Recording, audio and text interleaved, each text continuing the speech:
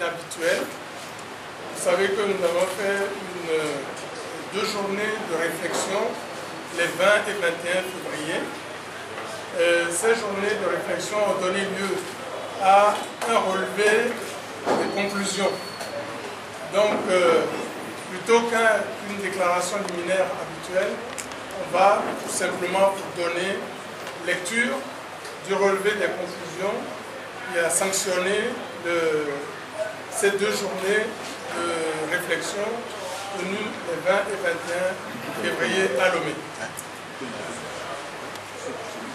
Journée de réflexion de la coalition des 14 partis de l'opposition togolaise C14, 20 et 21 février 2019 à Lomé. Relevé des conclusions. Après 18 mois de lutte commune pour exiger, entre autres, le retour à la constitution originelle de 1992, la refonte du cadre électoral et le droit de vote pour les Togolais de l'étranger, les partis politiques membres de la coalition de l'opposition togolaise ont pris la décision en conférence des présidents de se réunir en deux journées de réflexion pour faire le bilan du chemin parcouru et définir de nouvelles perspectives pour la poursuite de la lutte pour l'alternance au Togo. Une cellule de travail avait été mise sur pied pour proposer un document de travail sur la vision stratégique ainsi qu'un ordre du jour pour les deux journées de réflexion. À la suite des propositions formulées par la cellule de réflexion, un document préparatoire intitulé « Vision stratégique de la C14 » ainsi qu'un programme de travail ont été adoptés pour servir de base au bon déroulement des deux journées de réflexion qui se sont tenues les 20 et 21 février 2019 à Lomé. Étaient présents à ces journées de réflexion l'Alliance nationale pour le changement ANC, représentée par M. Jean-Pierre Fabre, Patrick Lawson et Éric Dupuis. L'Alliance pour la démocratie et le développement intégral ADI, représentée par M. Aimé Gogué, Laurent Kodjogan Achou et Mme Denise Kopa. La Convention démocratique des peuples africains, CDPA, représentée par Mme Brigitte Adjamako Johnson et M. Pascal Adoko et Bouchou Sibabi. Les démocrates socialistes africains, DSA, représentés par M. Sambiri Targon, Richard Tinjo et Baré Nabil. Les forces démocratiques pour la République, FDR, représentées par M. Paul Dodji Apevon, James Amaglo et Koan Binafam. Le pacte socialiste pour le renouveau, PSR, représenté par M. Tchessa Abi, Chakora Bodé et Raphaël Biaou Tchala. Le parti Les Démocrates, représenté par M. Gérard Akoumé, Yaobia Foli et Kwame Nguissan.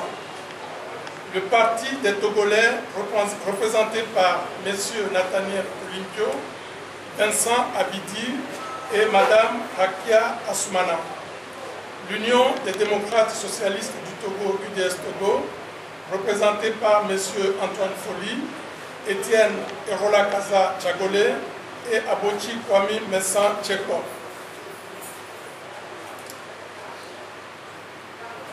L'opportunité a été donnée à chaque participant de livrer ses propres évaluations et analyses du chemin parcouru et surtout des raisons explicatives des résultats auxquels la coalition est parvenue. À la suite des discussions, les conclusions ci-après ont été approuvées par l'ensemble des participants. Premier thème de la réflexion, le bilan des 18 mois de lutte commune pour la démocratie au Togo. 1. Les résultats obtenus. En point 1, les participants ont fait le constat unanime qu'à ce jour, la coalition n'a atteint aucun des objectifs qu'elle s'est fixé dans sa plateforme revendicative, ce que les participants ont déploré. Ils considèrent que les élections législatives unilatérales du 20 décembre 2018, ayant abouti à une Assemblée nationale monocolore, constituent un vrai recul par rapport à l'objectif d'un Togo démocratique que tous les Togolais appellent de leur vœu. 2. Les participants ont quand même relevé tout au long de ce combat commun des éléments encourageants, permettant d'envisager l'avenir avec optimisme et conviennent de poursuivre la lutte avec encore plus de détermination. 3. Au titre des éléments encourageants, les participants ont relevé une prise de conscience générale de ce que la lutte pour l'alternance et la démocratie est une lutte collective qui doit rassembler les forces démocratiques, les organisations de la société civile et les Togolais de l'étranger. 4. Les participants se sont félicités de ce que, malgré toutes les embûches et difficultés auxquelles elle a été confrontée, la coalition ait su résister au temps et à l'usure. Elle a réussi à briser les barrières et tabous artificiels développés et entretenus de longue date par un régime qui s'est toujours évertué à présenter le combat du peuple togolais pour la liberté et la démocratie comme un combat antagoniste nord-sud. Toutes les zones du pays jusqu'alors fermées à toute forme de contestation grâce aux dispositifs militaires de répression déployés par le régime se sont désormais jointes au mouvement de libération nationale. 5. Les participants se réjouissent de ce que la mise en place de la coalition ait non seulement canalisé et renforcé la détermination des Togolais contre le régime dynastique RPT-UNIR, mais aussi grandement contribué à susciter l'espoir auprès des populations togolaises. Deuxième sous-point, l'analyse et l'évaluation des résultats constatés. 6. La synthèse des différentes interventions sur ce point a fait apparaître que dans l'euphorie générale, née de la très forte adhésion des populations togolaises à sa plateforme revendicative, la coalition a par moments confondu l'objectif qui était l'alternance et les moyens qui étaient les manifestations et le dialogue pour parvenir à son objectif. 7. Les discours, les déclarations et les attitudes n'ont pas toujours été l'illustration d'une véritable homogénéité au sein de la coalition. Les participants ont volontiers reconnu que ce manque d'homogénéité a pu parfois conduire la coalition à des actes ratés ou manqués. 8.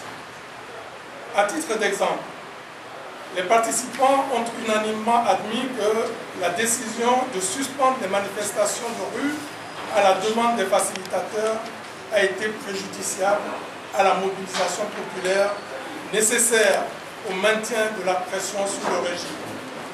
Après la suspension, la coalition n'a plus jamais été en mesure de se donner les moyens de reprendre les manifestations avec la même ampleur. 9. Le parcours de la coalition a également été marqué par un déficit de cohésion, de confiance et de solidarité, avec comme conséquence des actes parfois désordonnés, des prises de position individuelles non conformes aux positions d'ensemble adoptées au sein de la coalition, des annonces d'activités qui se sont soldées par des reports. 10. Les participants ont observé que la mobilisation populaire n'a pas eu la même ampleur dans toutes les zones du pays. Dans certaines zones, les actes de répression systématique perpétrés par les forces de défense et de sécurité au service du régime ont souvent contraint les populations à des réflexes sécuritaires légitimes qui ont pu dissuader certains Togolais désireux de sortir dans la rue. 11. Les participants ont également reconnu que l'absence ou le mauvais fonctionnement des structures locales fédérées de la coalition à l'intérieur du pays ont été préjudiciables au travail d'information, d'explication et de pédagogie nécessaires à une forte mobilisation des populations. 12. Les participants ont relevé l'insuffisance des actions de convergence en direction de la société civile et des diasporas pour opérer le saut qualitatif qui aurait donné un caractère plus citoyen à la mobilisation populaire. 13. Au sujet du mot d'ordre de boycott du dernier recensement et du refus de participer aux élections législatives du 20 décembre 2018, les participants ont unanimement réaffirmé leur pleine adhésion à ce choix politique responsable de ne pas servir de faire valoir à une parodie d'élection. 14. À ce sujet, les participants ont déploré le fait que la CEDEAO ait interrompu le processus de dialogue sans avoir apporté des solutions à la crise togolaise et n'ait pas été en mesure de faire respecter sa propre feuille de route. Le deuxième grand point de la réflexion concerne les fondements d'une nouvelle dynamique unitaire des forces démocratiques. Premier sous-point, les objectifs et la ligne politique de la coalition. 15. Les participants ont réaffirmé leur adhésion aux trois objectifs ci-après de leur lutte commune pour la libération du Togo. Petit a, obtenir la mise en œuvre des réformes constitutionnelles, institutionnelles et électorales, y compris le droit de vote pour les Togolais de l'étranger, ainsi que les conditions d'organisation d'élections démocratiques, transparentes et équitables au Togo. Petit b, obtenir la libération de tous les militants des partis politiques et des organisations de la société civile encore en détention dans les prisons togolaises suite aux manifestations pacifiques organisées par la coalition, le retour au pays de tous les réfugiés et des exilés. Petit c, nous organiser pour aller ensemble aux prochaines élections au Togo. 16. Les participants sont décidés à poursuivre leur combat au sein de la coalition et à mobiliser encore plus fortement les populations togolaises pour l'obtention des réformes constitutionnelles, institutionnelles et électorales, la victoire aux prochaines élections en vue d'une meilleure gouvernance du Togo au profit du peuple togolais. 17. Les participants se sont accordés sur le principe d'aller ensemble aux prochaines élections locales et se sont engagés à lutter avec les populations togolaises afin que les prochaines élections se déroulent dans les meilleures conditions de transparence et d'équité. Deuxième sous-point, le débat sur la prochaine élection présidentielle. 18. À l'issue d'un débat franc, sincère et ouvert, les participants se sont engagés à accentuer la mobilisation pour obtenir les réformes et à aller ensemble à la prochaine élection présidentielle de 2020 en mutualisant les ressources. 19. À cet effet, les participants ont reconnu que la désignation par la coalition d'un candidat unique face au candidat du pouvoir serait l'option idéale, sans pour autant minimiser les difficultés liées à la mise en œuvre d'une telle option. 20.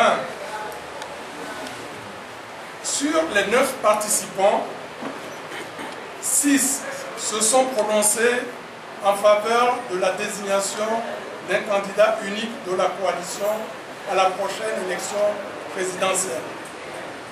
2 se sont prononcés en faveur de candidatures multiples sous un parapluie commun et un parti n'a pas encore de position clairement affichée sur le sujet. 21.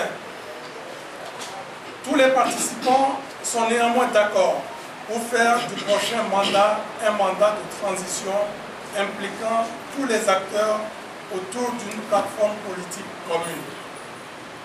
22.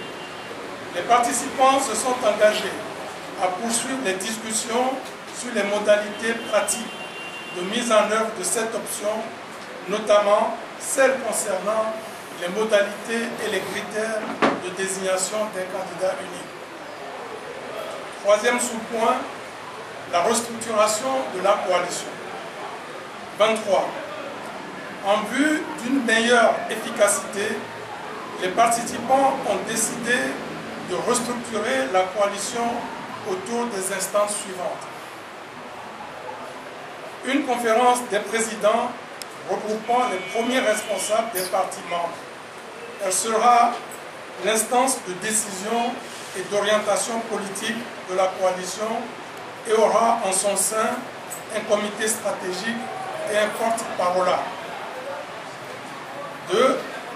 Une conférence plénière composée de la conférence des présidents, d'un collaborateur de chaque premier responsable et des responsables des commissions. Troisième instance, une coordination nationale tournante de 3 présidents de parti. Elle sera l'organe de direction de la coalition.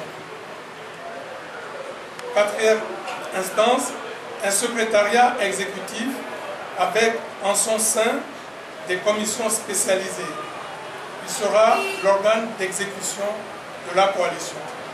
Enfin, une coordination locale sera mise en place au niveau de chaque préfecture à l'image de la coalition nationale.